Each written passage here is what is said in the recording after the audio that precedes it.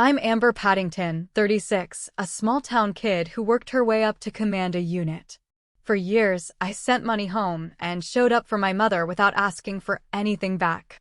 But when she stood at her anniversary party and called me a failure only for her new son to stare at me and whisper, "Mom, she's my commander," I made a choice that changed everything.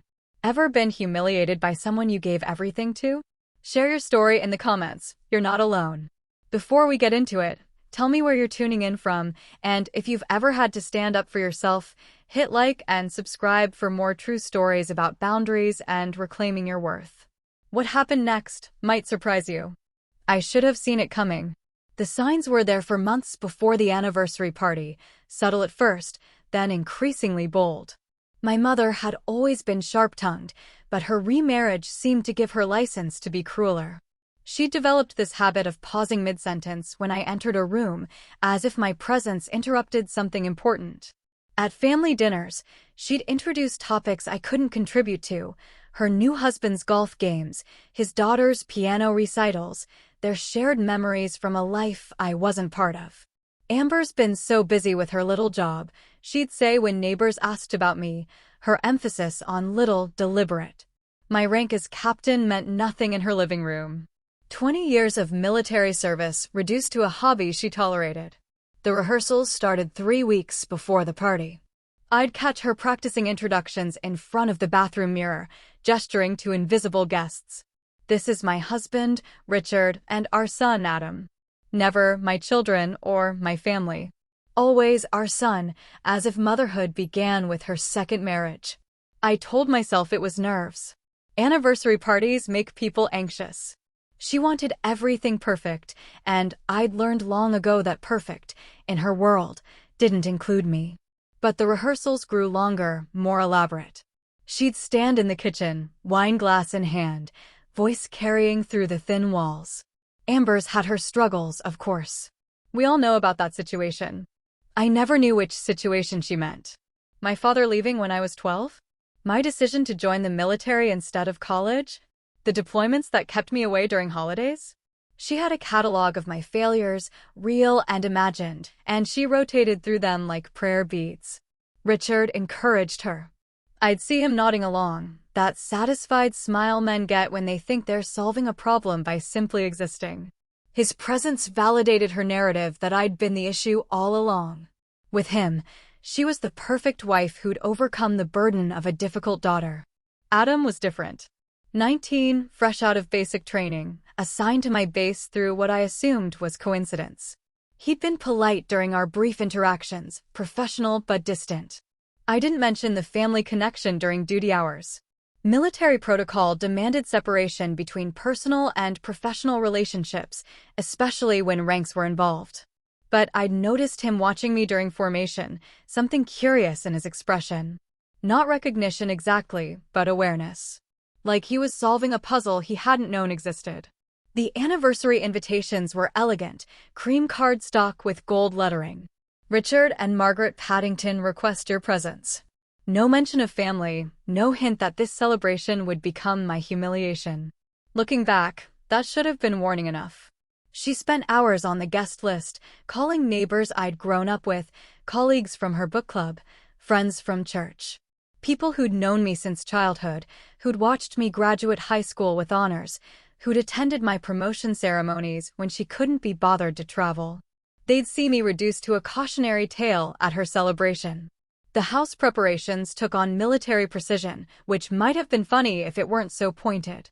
She cleaned rooms that hadn't been touched in months, arranged flowers like centerpieces for state dinners, polished silver that had gathered dust since her first marriage. Everything had to reflect her new status as Richard's wife, mother to his successful son. I offered to help, of course. Old habits die hard, and despite everything, she was still my mother. But she waved me away with practiced dismissal. "You've done enough already, Amber." The words carried weight beyond simple rejection. They carried judgment.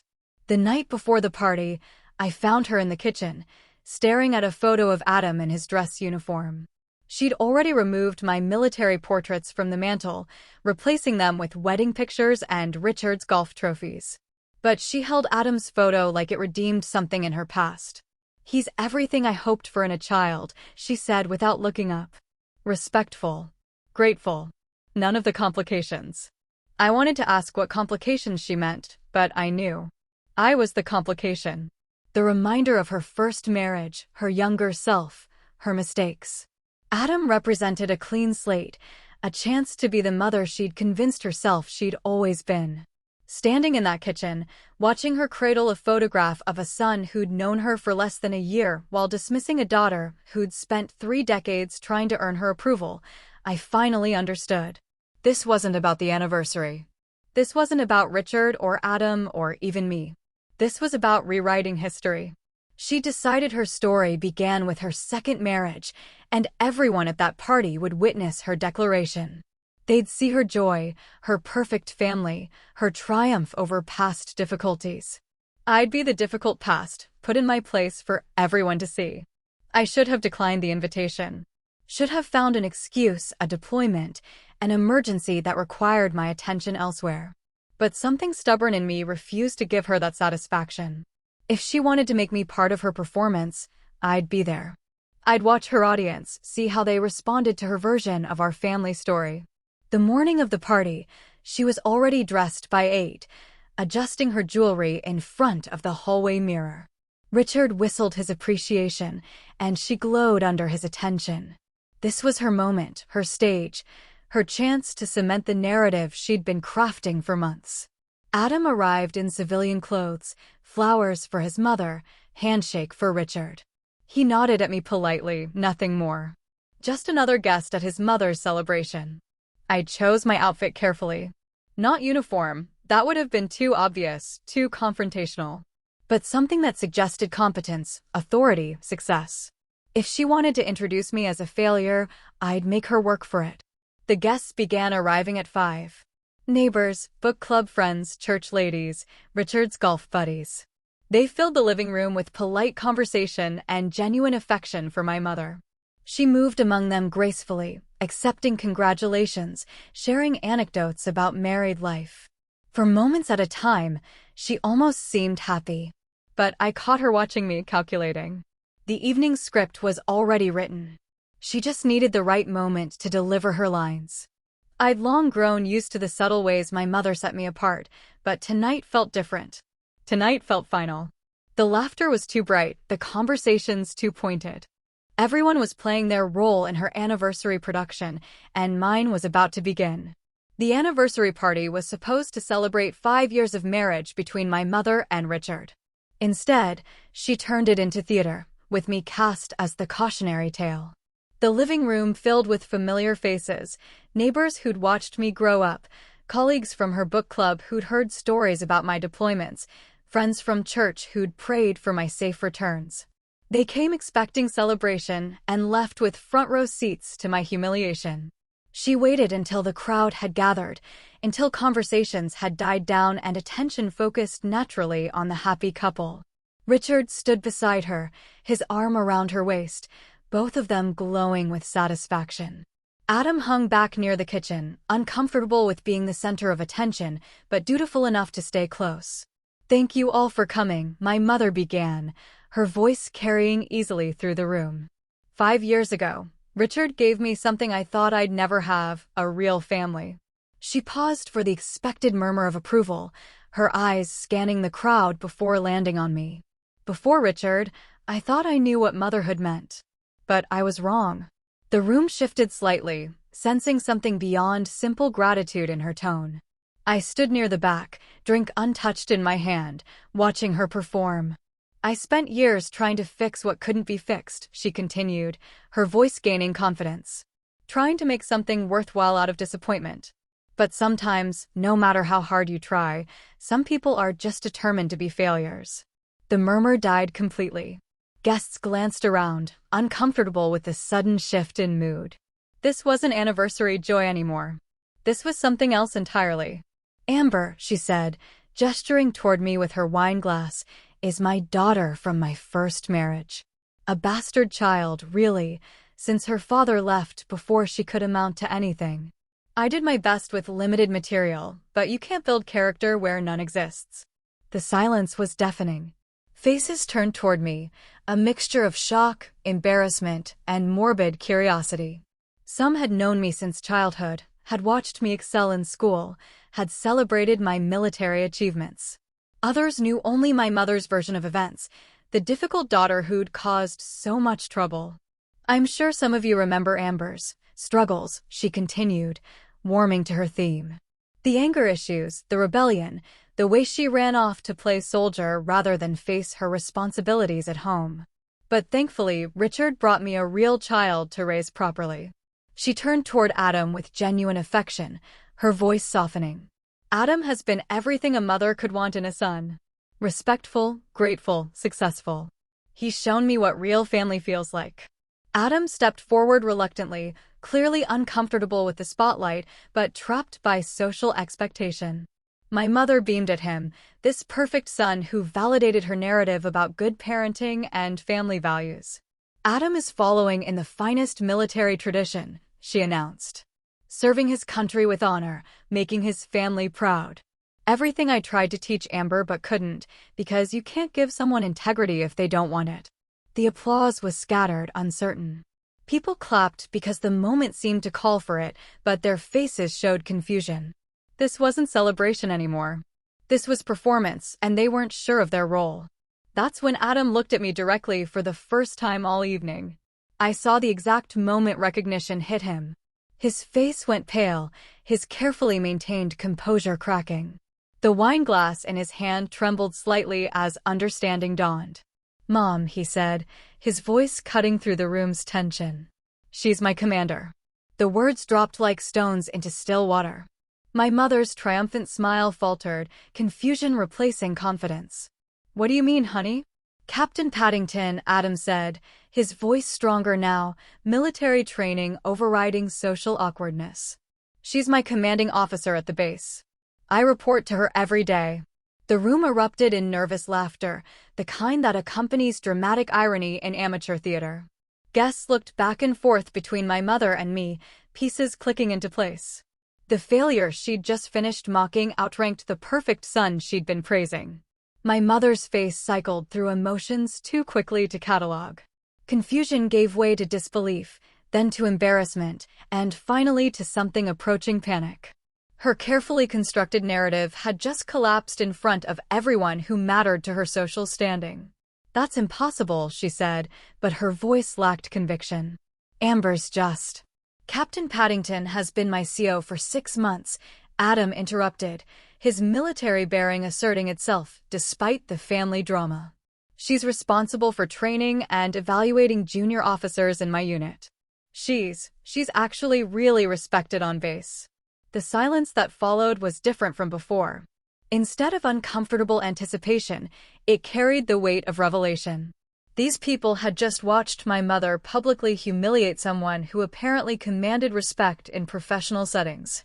The cognitive dissonance was almost visible. Richard's arm dropped from my mother's waist. His smug satisfaction had evaporated, replaced by the dawning realization that his wife had just committed social suicide in their living room. His golf buddies were staring at him with expressions ranging from pity to secondhand embarrassment. I stood perfectly still, letting the moment unfold without interference. This wasn't my drama anymore. This was my mother discovering that reality doesn't bend to wishful thinking. Her perfect narrative about family and success had just shattered against facts she'd chosen to ignore. The laughter died away, leaving only the ticking of the mantel clock and the distant hum of the refrigerator. Guests began checking their phones, gathering purses, making subtle moves toward the door. The party was effectively over, killed by truth delivered in Adam's shocked whisper. My mother looked at me across the room, her face a mixture of accusation and desperate confusion. As if this were somehow my fault, as if I'd orchestrated this revelation to spite her. But I'd done nothing except exist in the same space where she decided to perform her cruelty. "I think I should go," I said quietly, setting my untouched drink on the nearest table. Not because I was ashamed, but because the evening had served its purpose. Everyone in that room now understood exactly who my mother was and what I'd endured. No explanation was necessary. She'd wanted to erase me from her family story. Instead, She'd revealed the truth about herself to everyone who mattered in her social world. The justice was perfect and entirely of her own making. My mother was never gentle, even when I was small enough to need gentleness. I have clear memories of reaching for her approval and finding only sharp edges, criticism disguised as concern, love that came with conditions I could never quite meet. By the time I was old enough to understand that other children had different relationships with their mothers, the pattern was already set. I would achieve, and she would find fault. I would excel, and she would minimize the accomplishment. School came naturally to me, which should have been a source of pride for any parent. Honor roll, advanced classes, teacher recommendations. I collected accolades like other children collected toys. But each achievement was met with qualified response. Good grades don't guarantee success, Amber. Being smart doesn't make you wise. Achievement without humility is just arrogance. I learned early that success with her meant being successful quietly, without drawing attention to myself or, by extension, to her. Athletics offered another avenue for approval. I threw myself into track and field, then swimming, then volleyball. My body became a machine for generating accomplishments she might finally notice and celebrate. Trophies lined my bedroom shelves, ribbons hung from my mirror, newspaper clippings accumulated in a scrapbook she never looked at. Sports are fine for building character, she'd say, but they won't pay bills or find you a husband. The husband comment was particularly cutting because even as a teenager, I understood she'd married my father for the wrong reasons and paid the price when he left. Her bitterness about men had infected her advice to me about everything from career choices to social relationships. According to her worldview, women who focused on achievement were setting themselves up for disappointment and loneliness.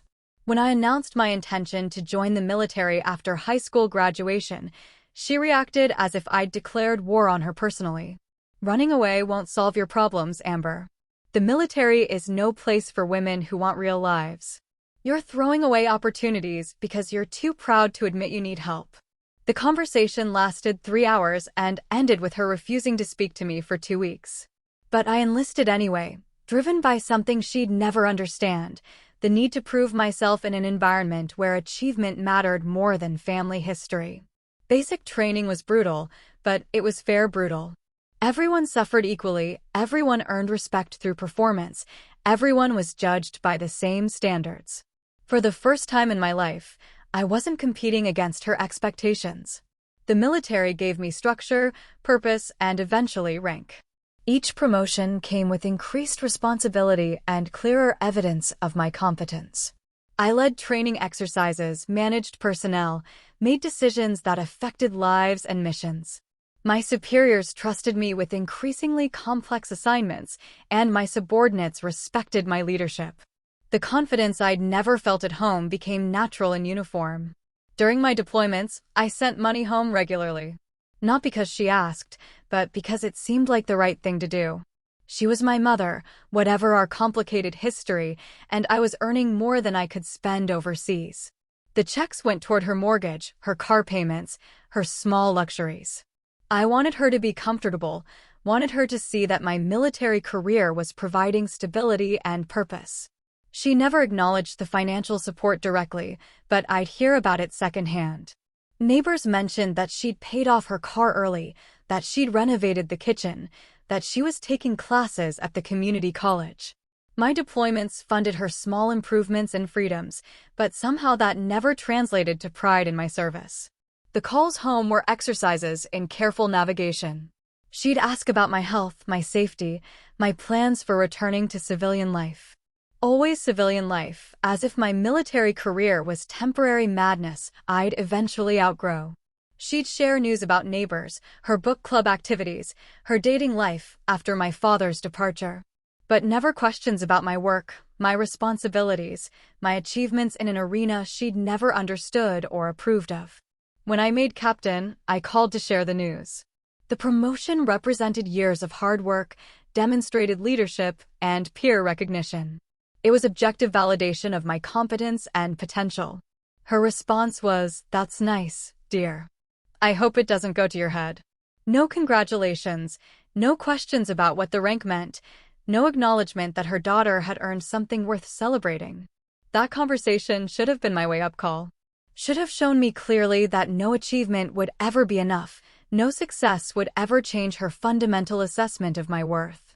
But loyalty is a hard habit to break, especially when it's been cultivated through childhood disappointment and reinforced by military values. So I continued sending money, continued calling, continued hoping that somehow, someday, she'd see me clearly. The irony wasn't lost on me that I'd learned to command respect from strangers while still begging for approval from the one person who'd known me longest and understood me least. When she remarried, I thought things might change. Richard seemed decent enough, stable, financially secure. Maybe with her own needs met, she'd have space to appreciate what I'd accomplished. Maybe a successful second marriage would soften her judgment of my choices. Instead, her remarriage seemed to validate her belief that I'd been the problem all along. With Richard, she was the perfect partner, supportive, gracious, socially appropriate. With his son Adam, she was the ideal mother, nurturing, proud, encouraging. They became proof that she'd always had the capacity for warmth and approval. I'd simply never deserved them. The contrast was deliberate and pointed. Adam's basic training was brave service to his country. My 20-year career was playing soldier. His respectful behavior toward his new stepmother was evidence of good upbringing. My financial support was never mentioned at all. She'd found her do-over family, and I was the rough draft she wanted to forget. That anniversary party wasn't really about celebrating 5 years of marriage. It was about publicly declaring that her story began with Richard, that her successful parenting started with Adam, that everything before them was prologue to her real life. She needed an audience to witness her transformation from struggling single mother to fulfilled wife and proud parent. I should have seen it coming, but loyalty makes you blind to cruelty until it's too late to protect yourself. After the party, word traveled fast through the networks that matter in small communities. Military bases are particularly efficient at spreading news, especially when it involves commanding officers and family drama. By Monday morning, I could sense the shift in how people looked at me, not with pity, but with a kind of respectful curiosity about how I'd maintained my composure. Adam appeared at my office door that first morning, standing at attention until I acknowledged him. Protocol demanded he request permission to speak freely about personal matters during duty hours. I granted it, curious about what he'd say after witnessing his mother's performance. "Ma'am, I need to apologize for what happened at the anniversary party," he began, his voice careful and formal. "I had no idea about your relationship to my stepmother or about her attitude toward your service." I studied his face, looking for deception or manipulation.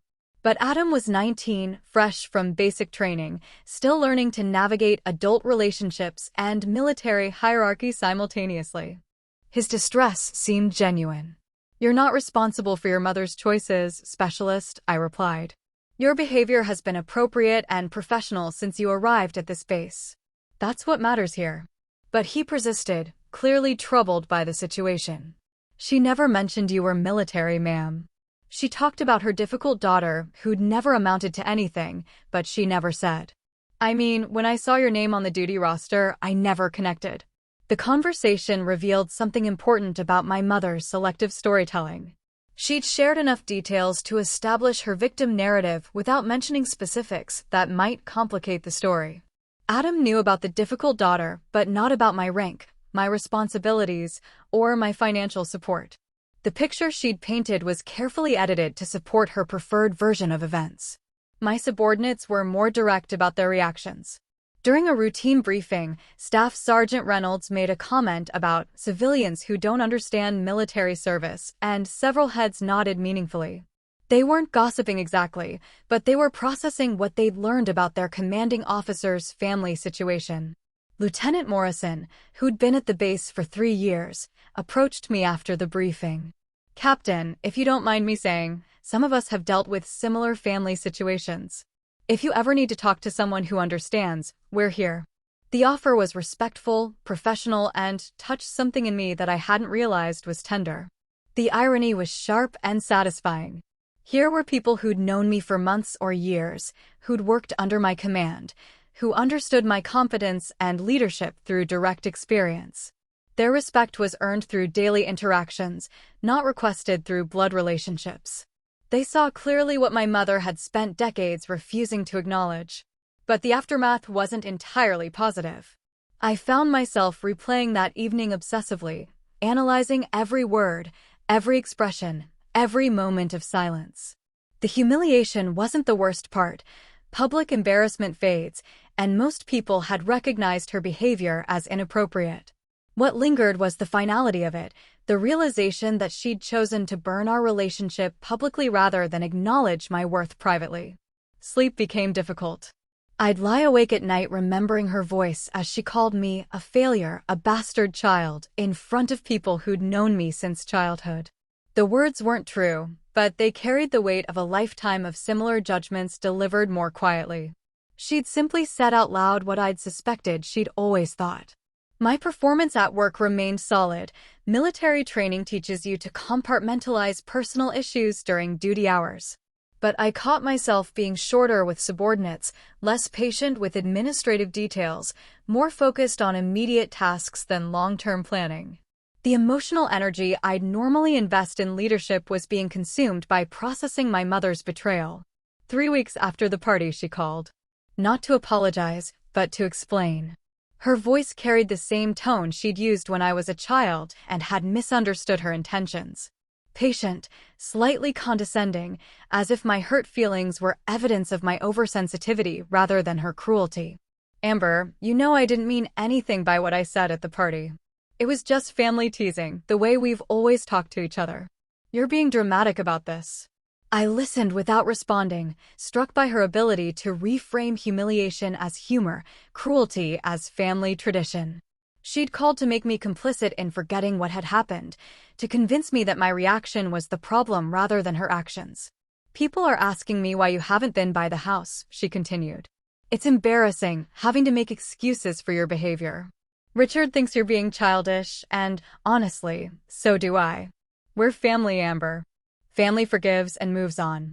The word family was particularly galling, given that she'd spent the anniversary party explaining why I didn't really belong to hers. But more than that, her tone suggested that I owed her forgiveness, that my continued absence was somehow punishing innocent people who'd simply witnessed her performance. I hung up without responding, not from anger but from clarity. There was nothing to discuss, no explanation that would change what had happened, no apology that would restore what had been broken. She'd made her choice in front of everyone who mattered to her social standing. Now I was making mine in the privacy of my own life. The silence that followed wasn't punishment. It was protection. I made the decision on a Tuesday morning, sitting in my office before the daily briefing. The choice wasn't emotional or reactive. It was tactical, the kind of strategic thinking the military had taught me to apply to complex problems. My mother had declared war on our relationship publicly, and I was responding with the appropriate level of engagement. None. No more financial support. The checks I'd sent monthly for 3 years stopped without explanation or warning.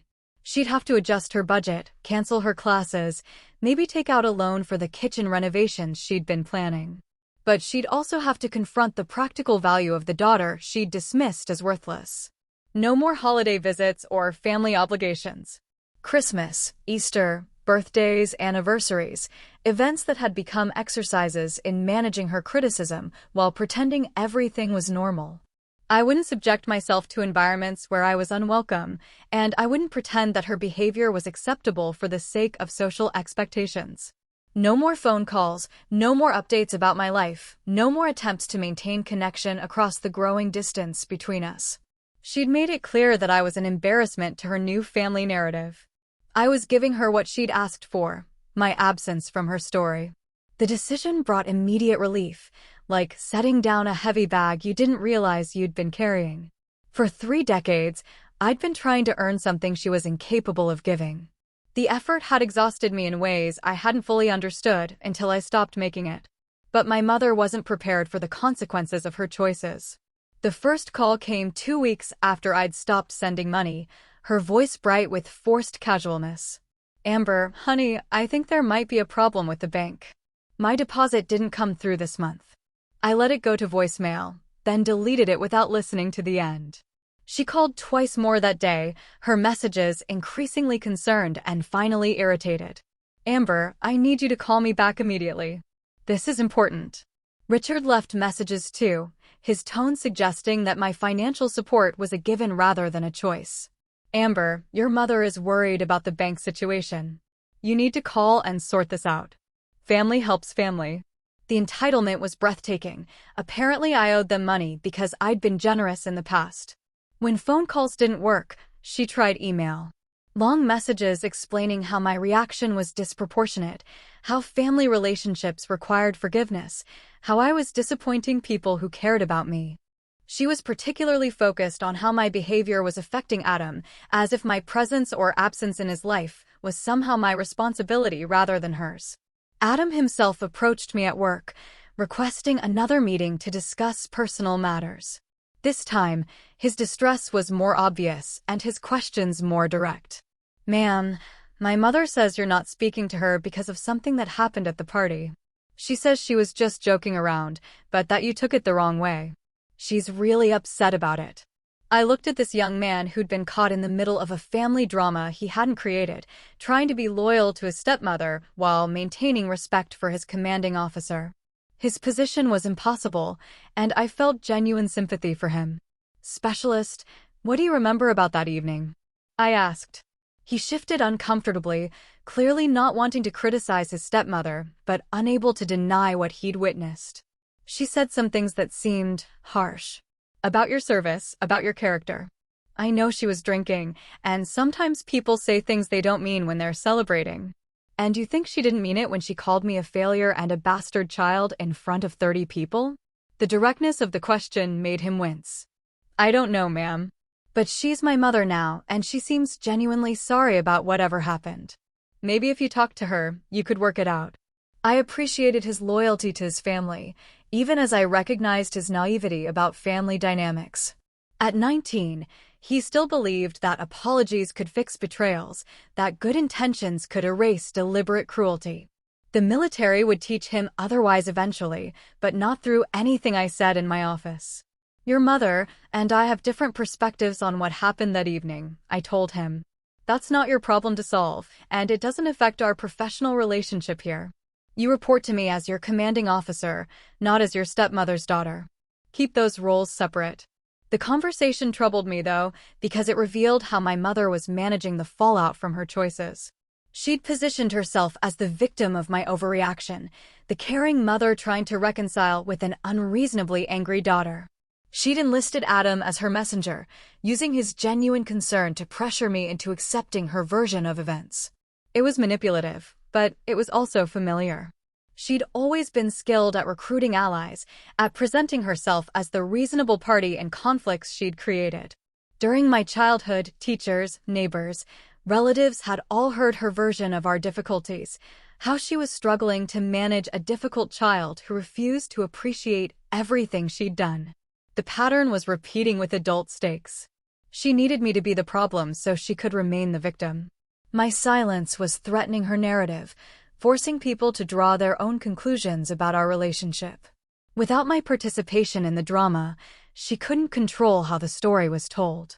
But I wasn't a child anymore, dependent on her approval for survival. I was a military officer with the training and experience to recognize manipulation when I saw it. Her attempts to pressure me into forgiveness only confirmed that I'd made the right choice in walking away. The silence continued, and slowly, her panic turned to anger. The messages became accusations. I was ungrateful, selfish, determined to punish innocent people for imaginary slights. She'd given me everything, sacrificed for my opportunities, and I was repaying her generosity with abandonment. I listened to none of them completely, but I caught enough to understand that she'd moved beyond denial into righteous indignation. In her version of events, she was the wronged party, and my withdrawal was evidence of my fundamental character flaws. It was exactly what I'd expected, and exactly what I'd needed to hear to know I was handling the situation correctly. The military teaches you that respect isn't personal, it's institutional. When Adam addressed me as ma'am during morning formation, he wasn't acknowledging Amber the individual, but Captain Paddington the commanding officer. The difference was crucial and, in my current family situation, liberating. My mother couldn't spin military protocol into a family dynamic she controlled. When Adam stood at attention, waiting for permission to speak, when he followed my orders without question, when he addressed me with the formal courtesy required by our respective ranks, he was participating in a system that recognized my authority regardless of his personal feelings or family loyalties. The irony wasn't lost on anyone at the base. Here was a young man whose stepmother had publicly declared me a failure, now following my commands and seeking my approval for his professional development. The contrast was too obvious to ignore, too perfect to be anything but justice. During weapons training, I watched Adam focus completely on my instructions, absorbing techniques and corrections without the filter of family history. His respect in that moment was earned and professional, untainted by the complicated emotions that defined our connection outside the base. Staff Sergeant Reynolds commented on it after a particularly successful training exercise. "That Paddington kid is really coming along under your guidance, Captain. Reminds me of myself at that age, eager to prove himself, willing to learn from anyone who knows more." Anyone who knows more. The phrase carried weight in the context of my recent family drama. Here was recognition of my expertise from someone who'd observed my work for years, who'd seen my effectiveness in leadership positions, who understood competence when he saw it. My mother's opinion was irrelevant in this environment where performance was measured by objective standards. Adam began staying after formal training sessions to ask additional questions about tactics, leadership principles, career development. Initially, I wondered if his stepmother had coached him to seek extra contact, to create opportunities for family reconciliation. But his questions were thoughtful, his attention genuine, his interest in military excellence authentic. "Ma'am, how do you maintain authority without being authoritarian?" he asked after a leadership seminar I'd conducted for junior officers. "I've watched you handle difficult situations, and people respond to you differently than they do to other commanders. What's the difference?" It was a sophisticated question from someone barely 6 months into his military career. I realized he'd been observing not just my professional behavior, but my approach to leadership, analyzing what made some officers effective while others simply held rank. "Leadership is about serving the people you command," I told him. "Your authority exists to help them succeed, not to prove your own importance. When people understand that you're genuinely invested in their development, they'll follow you because they trust your judgment, not because they fear your rank." He absorbed this seriously, asking follow-up questions that demonstrated real thought about the principles behind military hierarchy. These conversations were purely professional, but they carried personal significance I couldn't ignore. Here was someone seeing me clearly, learning from my experience, respecting my judgment. The validation was quiet but profound. My mother began calling the base, requesting to speak with me about family emergencies that always proved to be manufactured urgencies designed to force contact. The duty officers learned to screen her calls, politely informing her that Captain Paddington was unavailable and would return her call if necessary. I never returned them. She tried showing up at the base entrance, but military security doesn't accommodate family drama. Visitors needed authorization for entry, and commanding officers weren't required to approve visits from relatives they preferred to avoid. She'd wait in the parking lot sometimes, watching personnel come and go, hoping to catch me during shift changes. Adam mentioned these visits awkwardly, clearly uncomfortable with his stepmother's behavior, but unsure how to address it. "Ma'am, she's really concerned about you. She thinks something's wrong, that maybe you're having personal problems you can't talk about." The suggestion that my silence was evidence of problems rather than solutions would have been funny if it weren't so typical of her thinking. In her worldview, healthy people maintained family relationships regardless of how dysfunctional those relationships might be. My withdrawal was pathological rather than protective. "My personal life is stable and satisfying," I told Adam. "Sometimes the healthiest choice is to limit contact with people who consistently treat you poorly. Your stepmother and I have different perspectives on what constitutes appropriate family behavior." He nodded slowly, processing this information against whatever version of events he'd been hearing at home. I could see him working through the implications, beginning to understand that family relationships weren't automatically worth preserving if they caused more harm than good. The base became my sanctuary in ways I hadn't expected. Here, my competence was recognized, my leadership valued, my judgment trusted. People sought my advice, followed my direction, respected my expertise.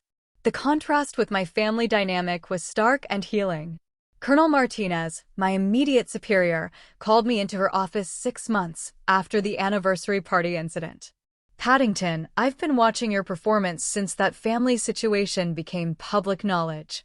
I want you to know that personal difficulties haven't affected your professional effectiveness. If anything, you seem more focused, more decisive." She was right.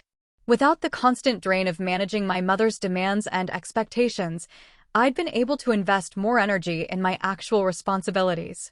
My performance evaluation showed improvement across multiple categories, and my leadership scores had reached new highs. The turning point came during Adam's 6-month review. As his commanding officer, I was required to provide a formal assessment of his progress, professional development, and potential for advancement. The evaluation would become part of his permanent military record and influence his future assignments and promotions. I could have been perfunctory, meeting the basic requirements without investing personal attention in his development. Given our family connection and his stepmother's behavior, no one would have questioned a purely professional approach that maintained appropriate distance. Instead, I found myself writing a comprehensive review that highlighted his genuine strengths and provided specific recommendations for his continued growth. Adam had earned respect through his own efforts, and I wasn't going to let family drama compromise his military career. When I called him in to discuss the evaluation, his surprise was obvious.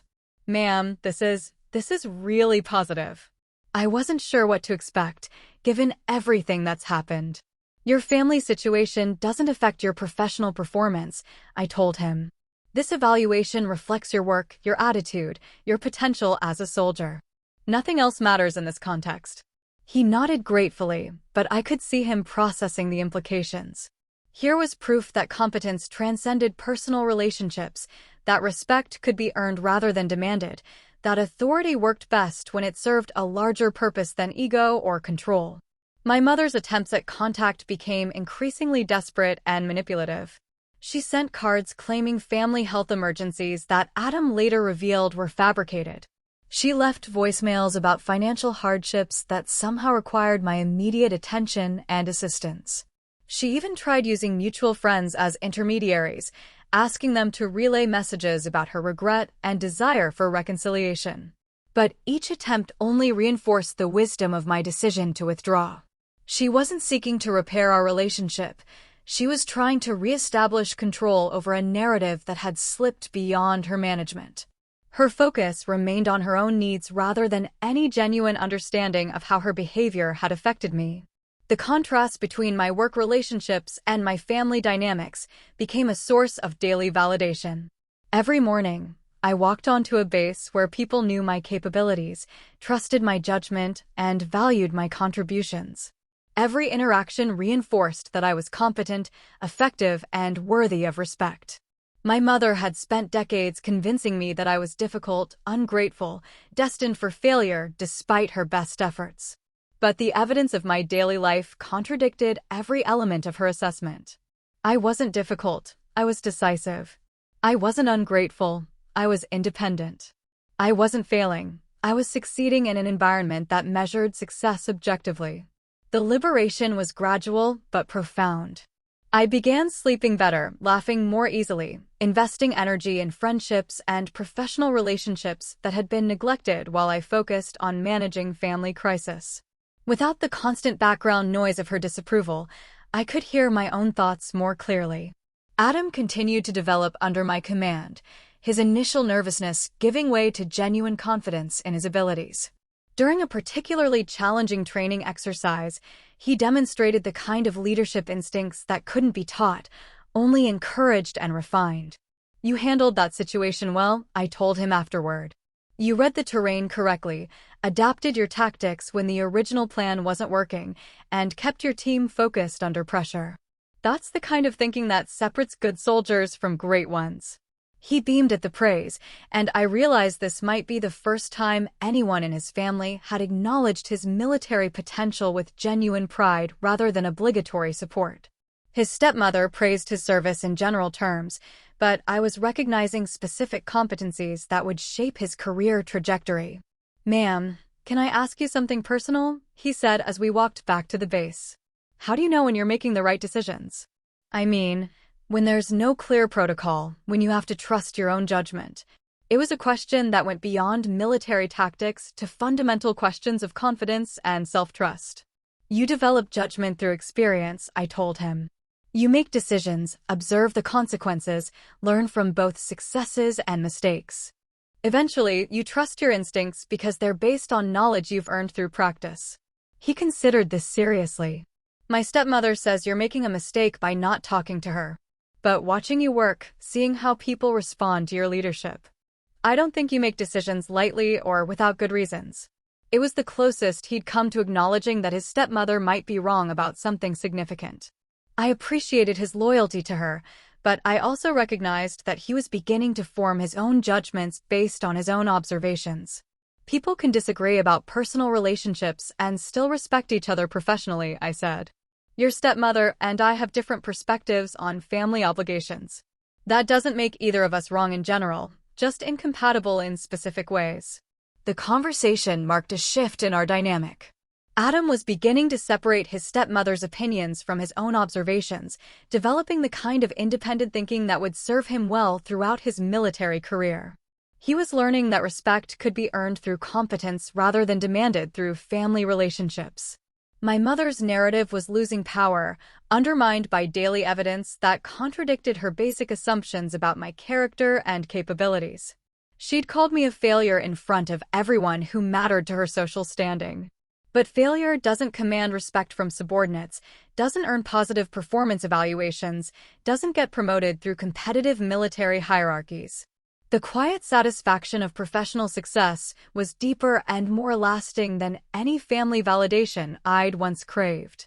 Here was proof that I'd built a life worth living despite her lack of support, that I'd developed capabilities she'd never recognized, that I'd earned a place in the world through my own efforts.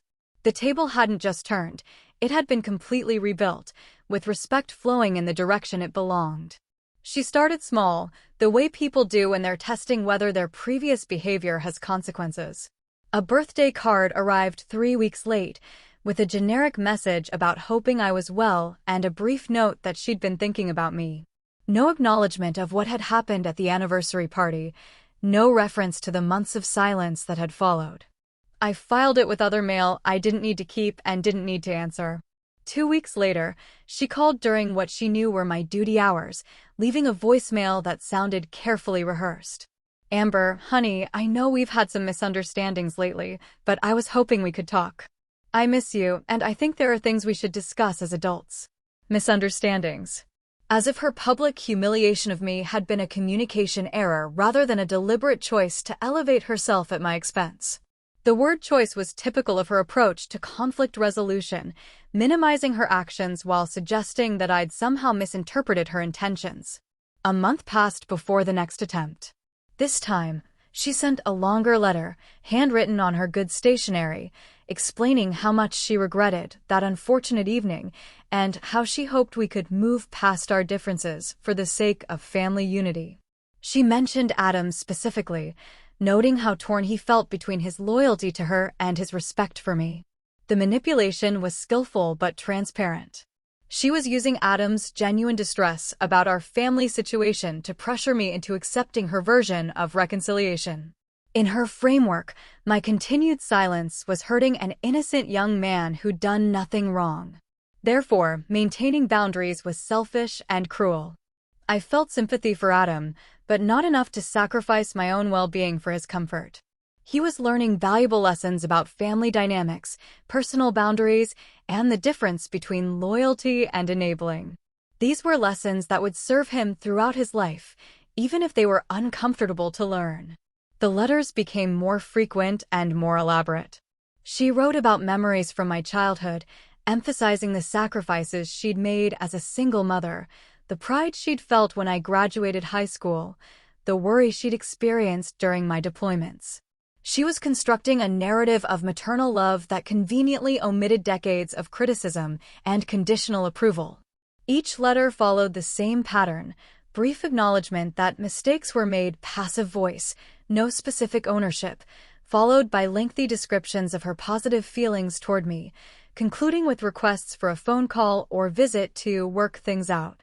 She was offering reconciliation without accountability, relationship without change.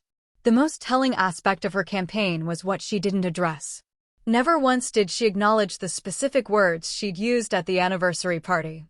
Never did she recognize the deliberate nature of her public humiliation. Never did she demonstrate understanding of why those actions had been relationship-ending rather than merely hurtful. Instead, she focused on the consequences for her. How my absence was affecting her social relationships, how people were asking uncomfortable questions about our family situation, how she was having to make excuses for my behavior. Even her apologies centered on her own needs rather than any genuine understanding of the harm she'd caused. Adam mentioned her efforts during one of our professional conversations. "Ma'am, she really does seem sorry about what happened. She talks about you a lot, about wanting to fix things between you. What specifically does she say she wants to fix?" I asked. He paused, clearly thinking through recent conversations. "She says she wants you to understand that she didn't mean to hurt your feelings, that family should be able to joke with each other without taking things too seriously." There it was, the core of her misunderstanding. She still framed her deliberate cruelty as joking, my legitimate response as oversensitivity. She wanted me to accept that her behavior was normal family teasing rather than public humiliation, designed to elevate her new family at my expense. Adam, when someone repeatedly tells you that your hurt feelings are evidence of your own character flaws rather than their problematic behavior, that's not an apology. That's an attempt to avoid accountability while making you responsible for the relationship's problems. He absorbed this quietly, and I could see him comparing my words to his stepmother's explanations. The military was teaching him to value clear communication and personal responsibility. Her approach to conflict resolution didn't align with those principles. 6 months after her campaign began, she tried a different strategy. Instead of letters or phone calls, she showed up at a base ceremony where families were invited to attend. She'd driven 3 hours, dressed carefully, positioned herself where I couldn't miss seeing her during the event. It was a calculated move designed to force interaction in a public setting where my options were limited. I could acknowledge her presence and risk being drawn into a conversation I didn't want, or I could ignore her and appear rude to colleagues who knew she was my mother. I chose a third option. After the ceremony, I approached her directly, spoke quietly, and kept the interaction brief. "I appreciate you coming to support the troops today. I hope you enjoyed the ceremony." Then I moved on to other conversations with people I was genuinely pleased to see. She followed me, trying to extend the interaction, but I maintained professional focus on the event's purpose rather than our personal relationship. By the time she realized I wasn't going to engage in family discussion, I was surrounded by colleagues discussing the ceremony and upcoming training exercises. She left without the confrontation or reconciliation she'd been seeking, but not without making her presence known to everyone who mattered in my professional life. People had seen her, noted the family resemblance, observed our brief but polite interaction. They'd drawn their own conclusions about our relationship dynamic. Staff Sergeant Reynolds commented later that evening, "Your mother seems like an interesting woman, Captain. Very determined." It was a diplomatic way of saying she'd appeared desperate rather than dignified, strategic rather than spontaneous. Military personnel are trained to recognize manipulation, and her behavior at the ceremony had been obviously calculated rather than genuinely supportive. The incident marked the end of her direct attempts at reconciliation. She'd exhausted the reasonable approaches, letters, phone calls, public gestures, without achieving the response she wanted. My boundaries had held, my silence had continued, and her narrative about our relationship was losing credibility with each failed attempt at contact. But it also marked the beginning of a different kind of peace. I demonstrated to myself and others that I could maintain professional composure while protecting personal boundaries. I could be civil without being available, polite without being vulnerable. Her desperation had revealed the truth about our relationship more clearly than any explanation I could have offered. People had witnessed her behavior and my response, and they'd formed their own judgments about which approach seemed healthier. The letters stopped coming. The phone calls ended. The social media attempts at public reconciliation disappeared. She'd finally accepted what I'd known for months. Some relationships can't be repaired because they were never healthy to begin with. My mother's silence, when it finally came, felt different from my own. Mine had been protective, strategic, designed to create space for healing and growth. Hers felt defeated, resentful, tinged with the anger of someone who'd expected a different outcome from her efforts. But defeat or not, it gave me something I'd never had before: peace. I came to understand that the anniversary party had been a gift, though not the kind my mother intended. Her public cruelty had forced a clarity I'd been avoiding for years, a recognition that our relationship was fundamentally toxic rather than merely difficult. For 3 decades, I'd been trying to earn love from someone incapable of giving it, seeking approval from someone who needed me to fail in order to feel successful herself. The pattern had been so established, so much a part of my identity, that I'd never questioned whether it was worth maintaining. Her decision to humiliate me publicly had broken the pattern by making it impossible to ignore.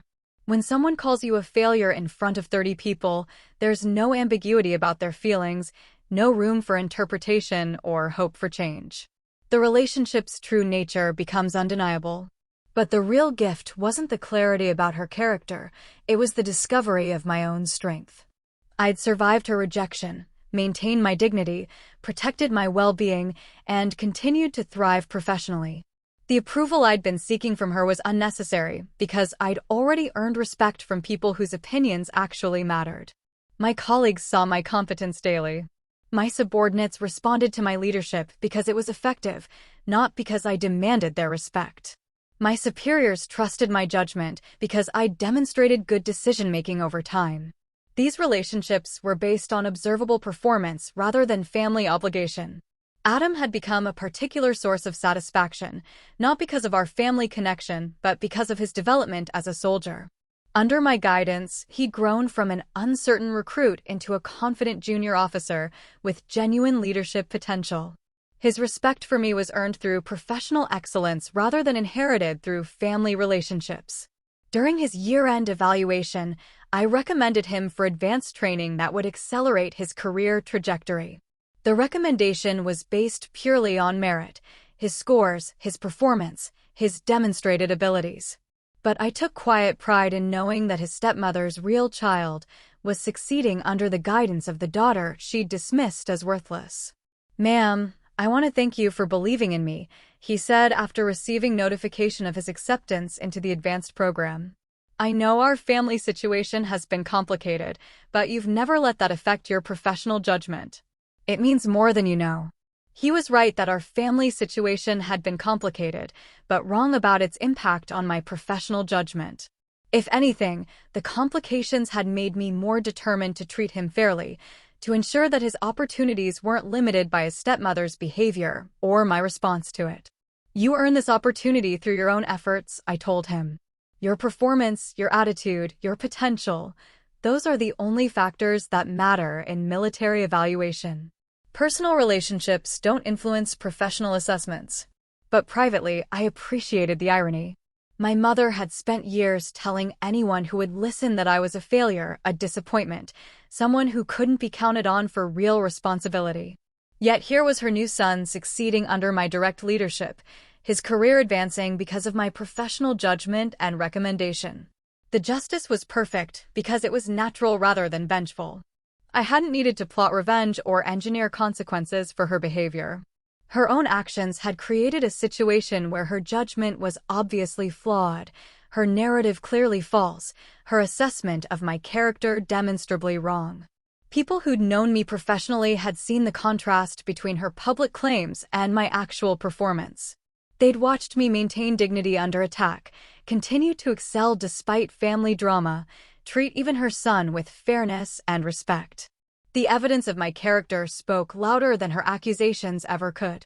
My career continued to advance based on merit rather than family background. Promotions came through competitive evaluation, leadership opportunities emerged through demonstrated competence, peer respect accumulated through consistent performance. I'd built a professional reputation that existed independently of family opinion or approval.